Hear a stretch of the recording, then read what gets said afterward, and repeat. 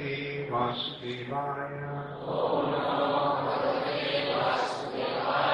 Om Namo Bhagavate Vasudevaya.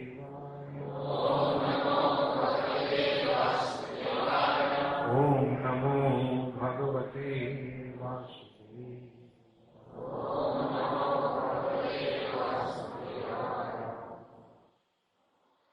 Hare Krishna. Hare Krishna Maharaj.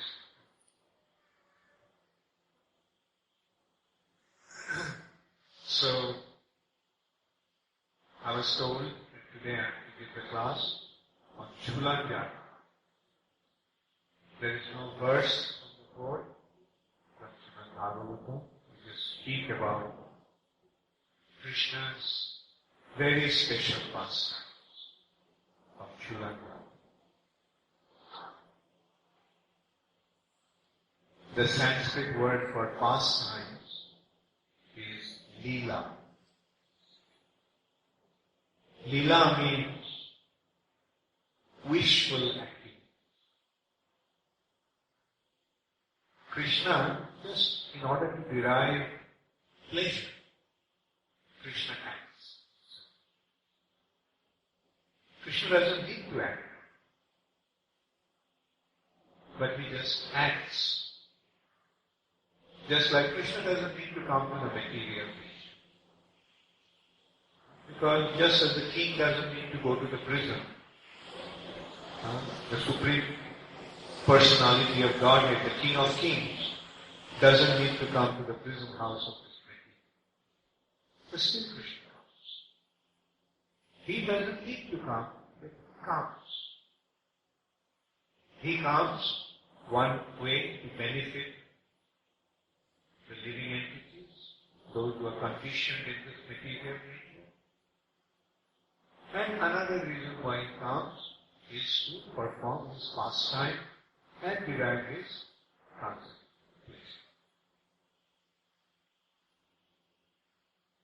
So, generally, Krishna comes to this material nature for Paritrana Sadhana, Vinashaya. That is the main reason why Krishna comes, generally, in his different incarnations. But his original identity, in his Swayam Rupa, when Krishna comes and displays his Vrindavan pastimes, those pastimes are very, very special.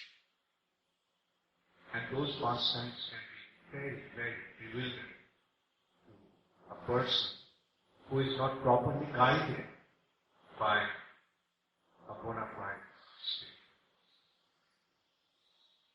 Therefore, to properly understand Krishna's pastime, one has to be properly guided by Krishna's bona fide representative who knows the purpose of this pastime, who knows the inner purpose, inner meaning, inner mood, inner feeling of Krishna. Why he does it.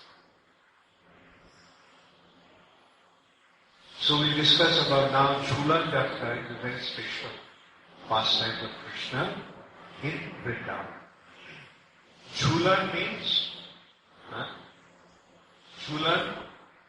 a swing.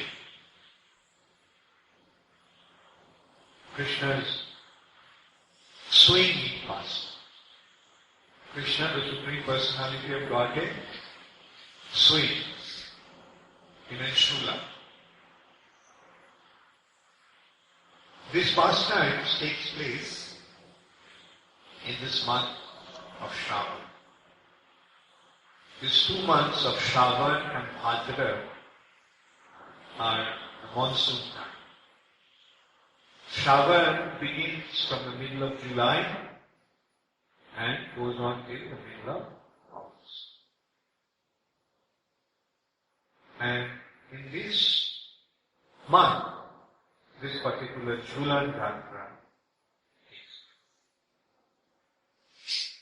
And in ISKCON, Srila Prabhupada introduced or established these pastimes to start from the Ekadasi, goes on for 5 days and ends in the Purni.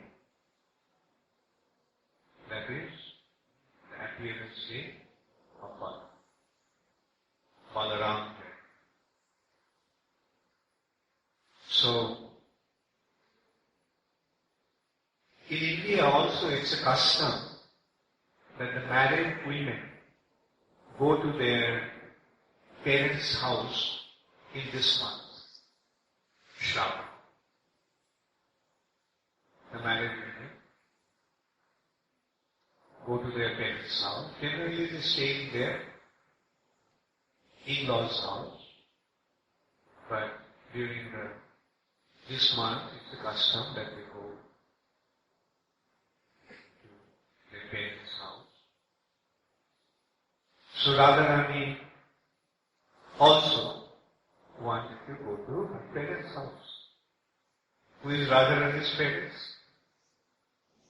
King Vrishabh. And Vrishabhanupur, his capital, is known commonly as Varsana. So she goes to Varsana this one. Her brother is also the custom. The brother of the girl comes to take her to the father's house. So who is Radharani's brother? Sridham. So Sridham came and proposed to Radharani's mother-in-law. Mother-in-law is Jyotila. So at first she refused to let him. But there is so much to do, now is not the time to go to the father's house. There is so much service in the house. And so that is her nature. Jyotila means one who is very crooked. Jyotil, complex, very complex. She is very complex. And her business is to create obstacle to Radharani meeting Krishna. And she has a daughter, her name is Kutila. Kutila means one who is also very crooked. So these are the mother-in-law and daughter, sister-in-law of Radha. And now this is another thing that can confuse many people. That, Radharani is married to somebody else. Radharani is married to Abhimanyu. Abhimanyu's mother is Jyotila and sister is Swami. They are not at all in favor of Radharani meeting. In a way, it's quite natural. Who wants his daughter-in-law to have an affair with somebody else? But these are all transcendental pastimes. Really, who is Radharani's husband? Husband means proprietor. Through marriage, the husband becomes the proprietor of his wife. Now Krishna is the supreme proprietor. So naturally Krishna is the husband of Shri. But there is, as I said, Lila, in order to enhance the pastimes, these arrangements are made. That's why the Vrindavan pastime is so bewildering to many people. Because the way Krishna deals there is very unusual. Why? Because in Vrindavan, Krishna is not acting as the Supreme Personality of God. In Vrindavan, Krishna is acting as a cowherd boy. Krishna is acting like a human being. Krishner joteko khela, tar moddhe noro lila, noro gopu taharu shor. Of all the pastimes of Krishna, the Supreme Personality of Godhead, his pastimes as a human being, human-like pastime, is very, very special. Why? Because this human-like form of Krishna is Krishna's original form. Human-like form means 2 arms, 2 heads, 2 legs, 1 head. That's the form of a human being. Now it's not that Krishna is the human being. Krishna very mercifully gave the human being his form. Our forms are made of matter. And that is a replication of Krishna's transcendental form, which is Satchidananda. Krishna's form is not made out of 5 elements of matter. Krishna's form is Satchidananda. That is his original identity. But very mercifully Krishna has given us his original form. His form. And here, in this form, Krishna acts like a human being. Although he appears like a human being, appears to be like a human being, but he is the Supreme Personality of Godhead and all his activities are extremely unusual. Putana was so terrible, a witch, a demon, that even demigods were afraid of her. And such a terrible demoness was killed by Krishna when he was only 7 days old. Which baby, 7-day-old baby can kill someone? Now, what to speak of terrible demons? Then Trinavarta, Aghasura, Bakasura, these are all terrible demons. But Krishna very easily, effortlessly, Krishna is killing. Can you imagine this demon is so powerful that the demigods couldn't deal with it? Demigods, not to what to speak of deal with them, just by hearing their names, demigods used to tremble with fear. And all these demons have been controlled by Kamsa. Kamsa defeated all these demons, that's why those demons have become Kamsa's subservient. And how did this Kamsa who killed or defeated all these demons and made them subservient? Krishna not only killed all those demons, Krishna also killed Kamsa. How?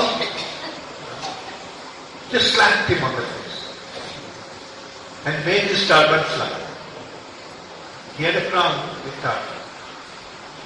And he had a long hair. The Kshatriyas, you had to keep long hair. And then Krishna grabbed Kamsa by his hair and dragged him. Now mind you, Kamsa tried to tried to fight with Krishna with his sword. He took his sword in his right hand and the shield on his left hand. And he was trying to fight. Krishna just one slap and not only his turban went flying, his sword and his shield went flying also. And then Krishna grabbed him by his hair, dragged him from that podium, that high platform that was created for him, to watch the wrestling bout between Krishna and Charu and Pushpika. And brought Kamsa to this area. And just by hitting him with his fist, killed him. Just a mere boy. So this is how Krishna displayed his unusual activity as the Supreme Person. He looks like a little boy, but his activities are not. Similarly, Krishna has another activity, that is loving exchange with the gopis. And the Goswamis, Rupa Goswami, Sanatana Goswami, Raghunath Das Goswami, Jiva Goswami, they have explained the specialty of this pastime. Why this kind of relationship? Why in Vrindavan, Krishna is not married to Radharani and the other gopis?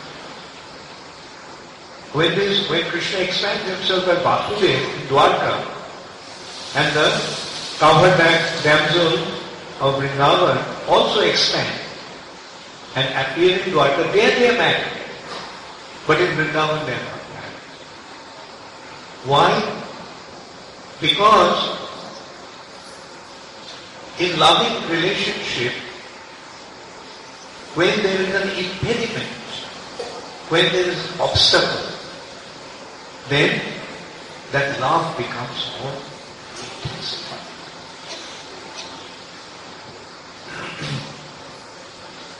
Love increases when there is an obstacle. And the love becomes joyful, more relishable, when direct relationship is not established. When the relationship is indirect.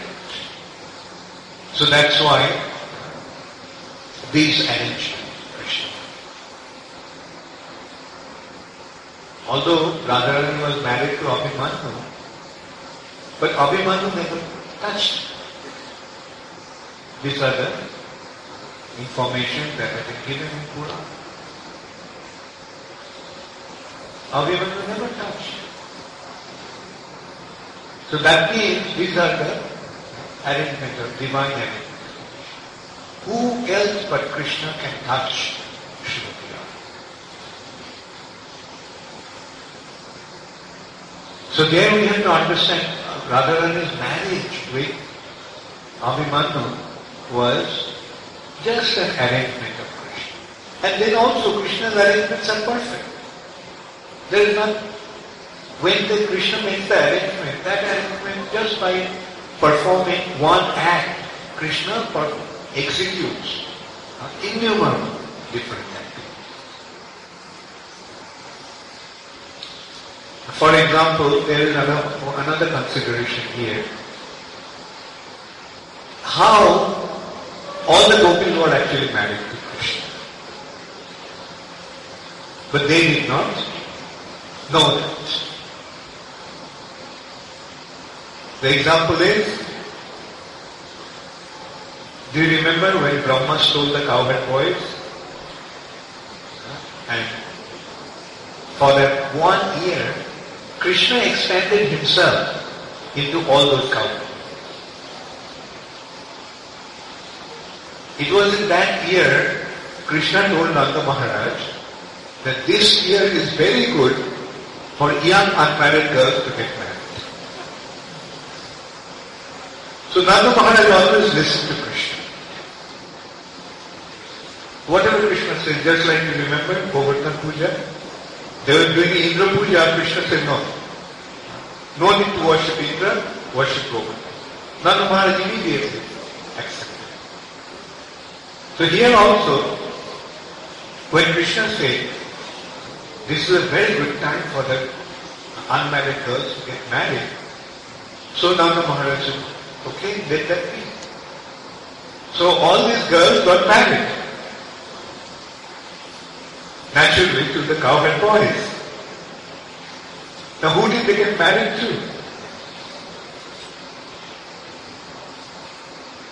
All those cowherd boys were actually Krishna. So they got married to Krishna. And Srila Jiva Goswami in Gopal Champu also gave a very vivid description of Radharani getting married to Krishna. Anyway, so Sridham came to take Srimati Radharani to the house of King Krishna, her parents. So Jyotila didn't want her to go. Then Sridham already brought many valuable gifts. And when he presented those gifts to Jyotila, Jyotila's heart melted, getting all the gifts. He said, okay, you can take them for it. So Radharani came to her house. She was very pleased. Naturally, when the married girls go to their father's house, they feel naturally very happy. And she was spending her time with her friends, Sakhi. And one of the pastimes they performed at that time. You see, monsoon time, you can see now it's the monsoon time. The monsoon time, after the rain, the air becomes very humid. And as a result of that, the wind doesn't blow. And it becomes very stuffy. In summertime, there is sometimes we get some gentle breeze. But in monsoon time, we don't get the breeze. It's very humid and stuff. So that is why it is a custom at that time to swing. Air is not blowing, but if you are moving, then you are getting naturally fat. So that's why this custom of swinging Jhula at this time, Radharani was playing with her girlfriend in that way. Now all of a sudden Krishna appeared. Naturally they were very happy. And Radharani was already on the Jhula, so Krishna started to push the Jhula. And at one point, Krishna pushed the Jhula so hard that Radharani became very afraid. As if she was about to fall off the Jhula. And then Krishna jumped up onto the Jhula and Radharani immediately embraced Krishna. Actually, when one is afraid, one naturally takes a shelter like that. So, Krishna was very pleased, and Krishna did that only to get Radharani to embrace him. Now this is another thing. Now, when Radharani embraces Krishna, is there anything wrong in that? Who is Radharani? Radharani is the personification of Krishna's pleasure point, Lila. And who is Krishna? The supreme energetic. Krishna is the energetic and Radharani is the energy. So energy belongs to the energetic. So if the energetic accepts the energy which naturally belongs to him, it's a very, very natural. So Krishna, in this way, got Radharani to embrace.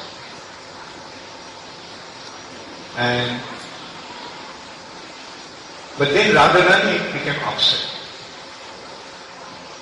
Why did you do this to me? Why did you push the Jhula so hard and then you came onto the Jhula? And so Radharani got out of the Jhula and started to complain to her friends. Look what Krishna did.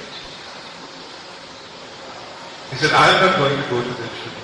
Lalita, you go into the Jhula. So then Krishna started to swing the Jhula, and then different gopis got swung in this way, and Krishna sat with them and others. So that is Jhulan Yatra, swing festival. This festival is one of the very sweet festival of Krishna's pastime. Here, what do we get? The devotees of Krishna get a chance to sweet Radha Krishna. Generally, in that original Jhula, they push the Jhula from behind. But in Jhulan festival, we can't do that. So we swing the Jhula of the Bija Vigraha is taken. Jai Shri Shri Radha Madhava Shri Bhakti Shakti Premaki.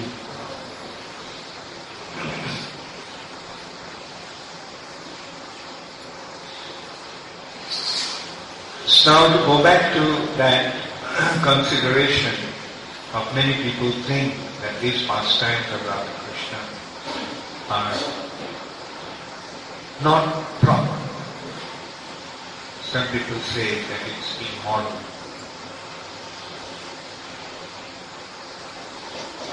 But Prabhupada explained to us that this is not a question of, there's no consideration of immorality. Rather, this is the highest form of morality. The Supreme Personality of Godhead is performing His pastimes with His pleasure, with His eternal concern. And those who get to know about those pastimes, they are very fortunate. But at the same time, there is certain danger in it. Because if we are not properly conversant with the understanding, if we do not properly understand who Krishna is and who Srimati Radharani is, then there is a possibility of being in major spiritual. If anybody thinks that Radha and Krishna are ordinary human beings, then they are weak. But if we recognize that Krishna is the Supreme Personality of God, He is the Supreme Proprietor. So there is nothing immoral for Krishna. And another thing Prabhupada pointed out is that in the spiritual sky, there is no sex life. There is no room for sex. In order to enter into spiritual life, one has to be free from sex life. People think they are immoral because they think it's like a conjugal relationship between a man and a woman, which is based on sex. The spiritual sky is completely free from sex. There is no room for sex. To enter there, one has to become completely free from sex. What to speak of reaching the highest region of the soul. Even to be in Brahma Jyoti, one has to become free from sex. Even the Mayavadis, impersonalists, not so much Mayavadi, Brahmavadi, they are also pure, unless and until one becomes completely pure in heart, unless and until the soul is free from all material contamination, one cannot enter into the spiritual sky. So, in the spiritual sky, Krishna is the supreme pure person. And Srimati Radharani is His eternal concern. In order to establish that point, there is another very sweet pastime. You see, Jyotila and Kutila, they used to have various misconceptions and doubts about Krishna and Radharani's relationship. And many a times they almost witnessed it. that Radharani is meeting with Krishna. Now, as I said, like Radharani apparently is married to Abhimanyu. So Abhimanyu's mother and sister were very upset about Radharani's relationship with Krishna. And for example, in Nectar of Devotion, there is one incident. One day, Abhimanyu, Radharani's so-called husband, had to go to a distant place. So he took leave from his leave from his mother and said, "Mother, I'm going out for a few days. I'll come back." So when Abhimanyu was gone, Krishna came, appearing as Abhimanyu. Can Krishna do that? Yes. He is the Supreme Personality of Godhead.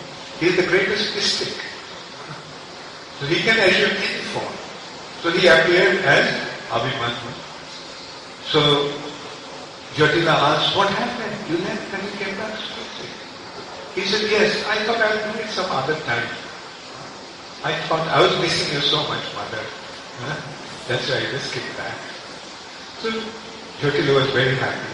Her son was so fond of her still now. And so he said, "Go inside and take rest." So he went inside the room.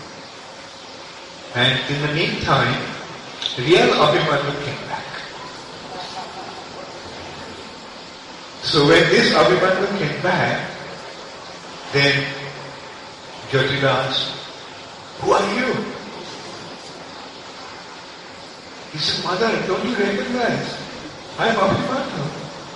She said, "Yes, you are Abhimanyu." So she picked up the broom and started to beat him. So in this way, Krishna would perform his pastime.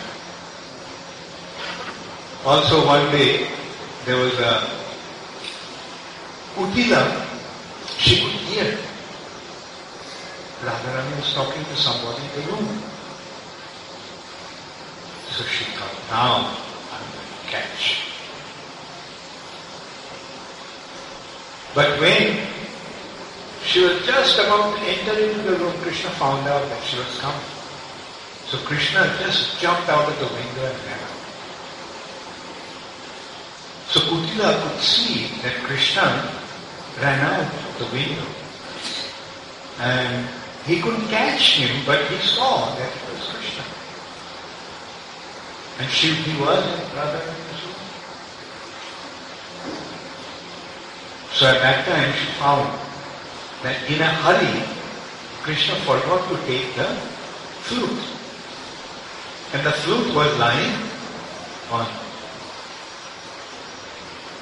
Radharani's bed. So she picked up the flute. Although she couldn't catch Krishna, but now she has the evidence. Now I can prove to everybody that Krishna was there. So she took the flute in one hand, and with the other hand she got hold of Radharani, brought her to the courtyard of the house, called everybody, and very elaborately and eloquently she started to describe what happened. And Radharani, with her head bending down in shame, started to shed tears. And at that time, Purnamasi, Yogamaya, came there. So Purnamasi is an elderly lady. Everyone respects her very much. She is the mother of Sandipani Muni and grandmother of Madhumanga and Nandimati. So she came, she's elderly, she's a Brahmin, so naturally everyone respects her. So she came and asked what happened, why my Radhika is crying, and why are you all standing here around her, what happened? So Kutila started to explain to her that this is what happened. I saw Krishna running out and I saw the flute lying on the bed. And so that's why I'm just telling everybody what she had been doing. So Purnamashi started to laugh. So she was very upset and Jatila was such a serious matter and you're laughing. Then Purnamashi said, yeah, don't you know that last night there was a shower of rains, there was a shower of fruits. And all over Vrindavan the fruits were showered. Let me go to your room, Kutila. And they went to Kutila's room and found 3 fruits. Let's go to your mother's room. She went there and she found 6 fruits there. So in this way although Radharani's reputation was saved, but Radharani was feeling very, very sad that everybody sustains that I am unchaste. But what to do? I can't help but becoming attracted to Krishna. So Radharani says, better in this situation I give up my life. So Krishna, as the super soul, he knew everything. He knew what was going on in Radharani's house. So Krishna decided to do something about it. So Krishna at that time was on the lap of Mother Yashoda, and all of a sudden Krishna fainted. There was no sign of consciousness. He was not breathing. And Mother Yashoda felt all of it, that what happened to Krishna. She was in anxiety. She became so afraid. She started to cry. So others came running. So what happened? And we saw that Krishna is lying on her lap, lifeless. So it was decided that Kaviraj, Ayurvedic doctor must be called. So at that time what happened? One doctor just appeared walking by the road. And they asked, are you a doctor? Actually in the Vedic culture, by the appearance of a person you can understand his profession. He was wearing a big turban and he had a bag of medicine. So everyone asked, are you a doctor? They said, yes. What happened? So they said, there's a very serious case.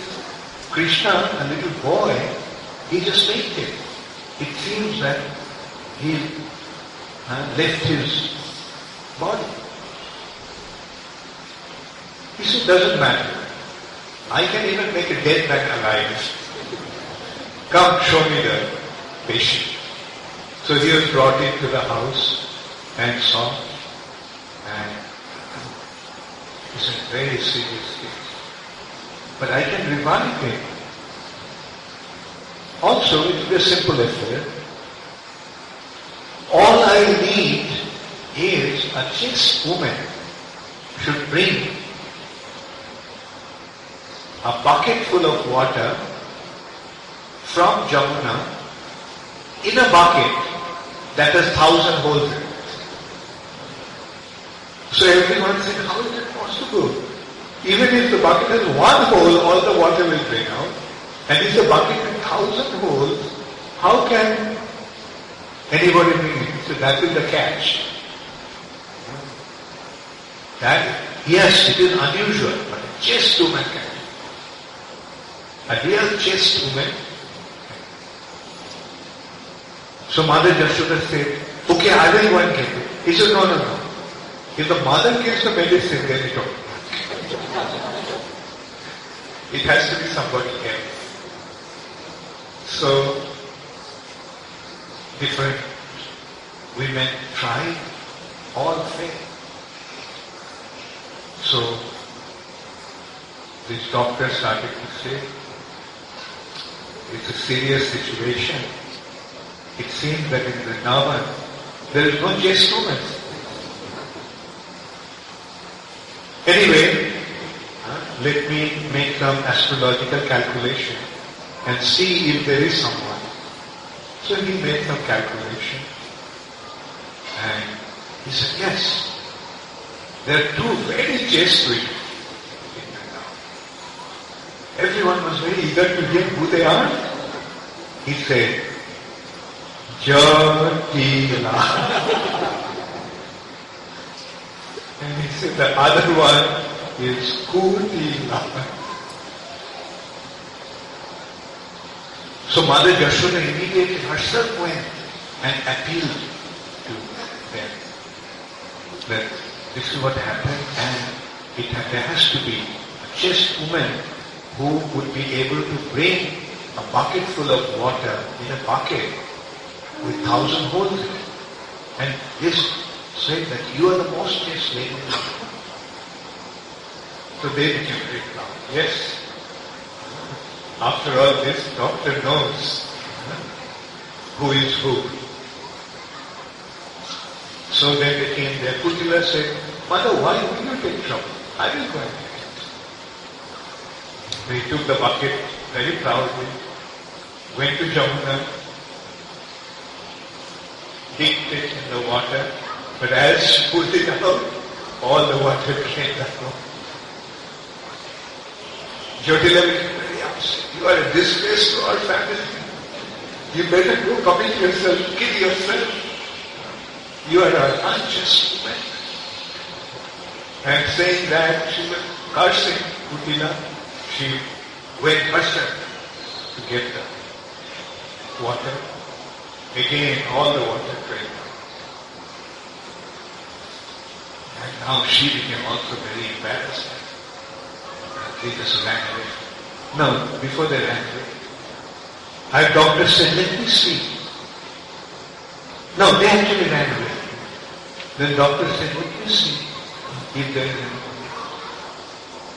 Then he made some more calculation. He said, yes, I have come up with another name. That is Radhika. And so Mother Yashoda said, yes, I'll personally go and do it. So she went, and when she told Kutila and Jatila what happened, they started to love Radha just. And okay, since it said, give it a try. So Radharani and Radharani with a very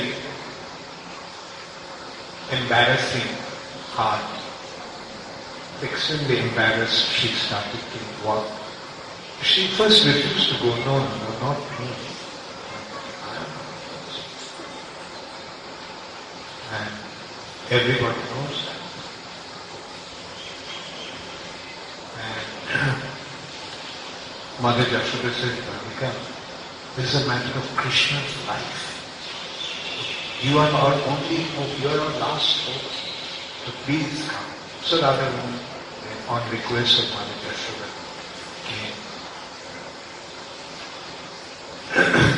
picked up the bucket, went to the river, with a pounding heart, she dipped it in the water.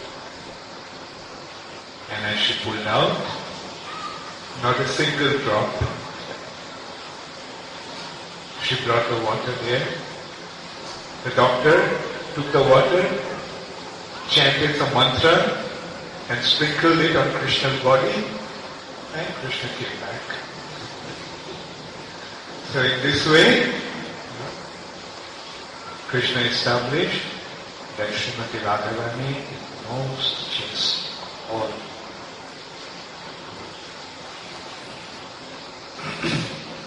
Because she can't think of anyone but Krishna.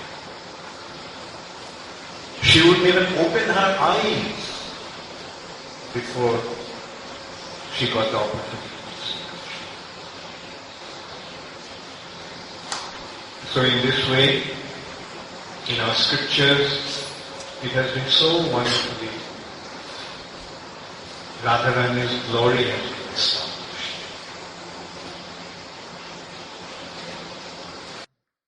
Maharajas, do you have some comments? Something. Bhakti.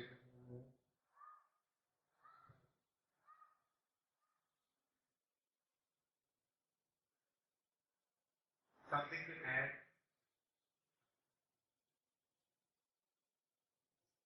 Bhakti Chaitanya Maharaj is a storehouse of wonderful Vrindavan pastimes. Hare Krishna. Maharaj, we're just taking a few drops of nectar from the great cloud of Bhakti Charu.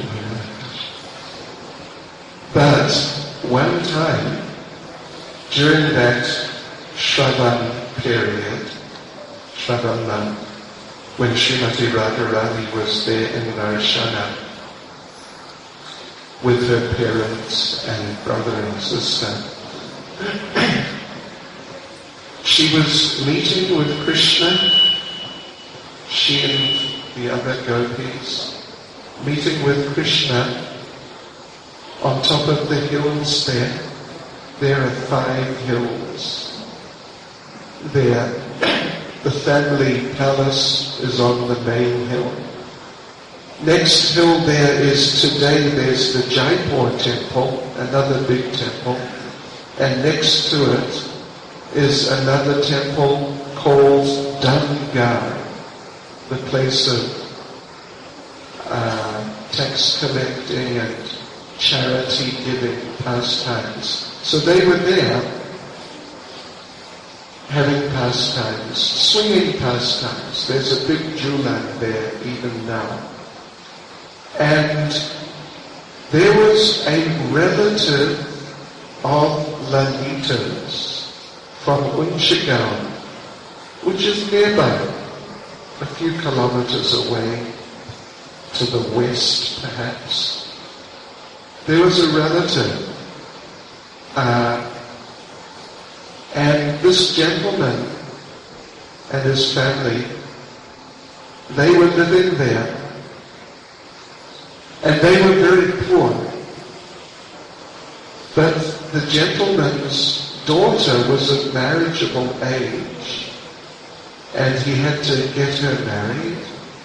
But the tradition is that the father of the bride has to pay for the wedding.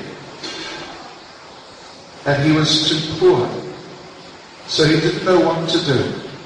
So someone suggested, go over to Narashana and look around among the hills, because Krishna goes there.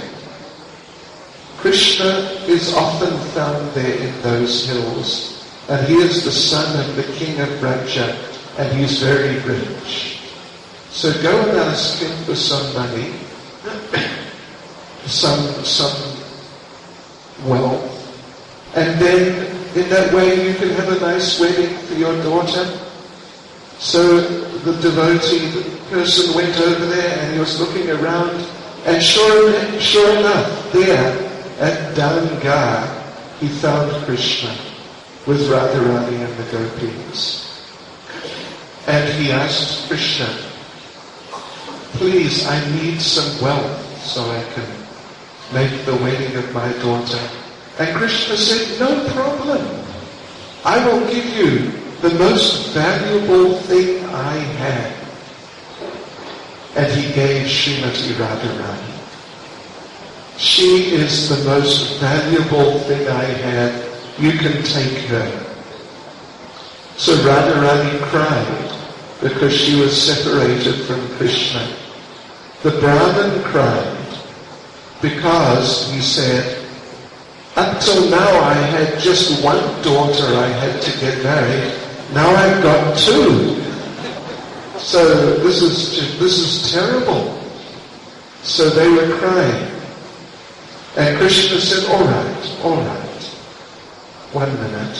And he adapted, he transformed the swing into a balancing scale where you put something on one side and then some weights on the other side, like this. And then when it balances, you know the weight of the item on the one side. He put Radharani on one side, and on the other side, he manifested gold and jewels to the same weight as Radharani. And then he gave that poor man the gold and jewels and took Radharani back. So Radharani was happy to be reunited with Krishna. The poor man was happy now he could make a fantastic wedding for his daughter, which he did. And as they say, they all lived happily ever after.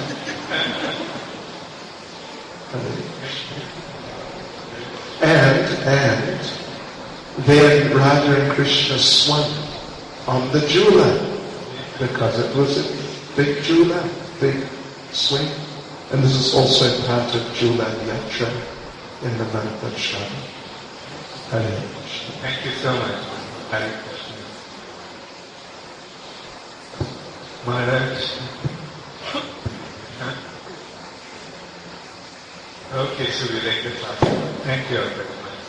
All glories to Srila Prabhupada. Gaur Prabhupada.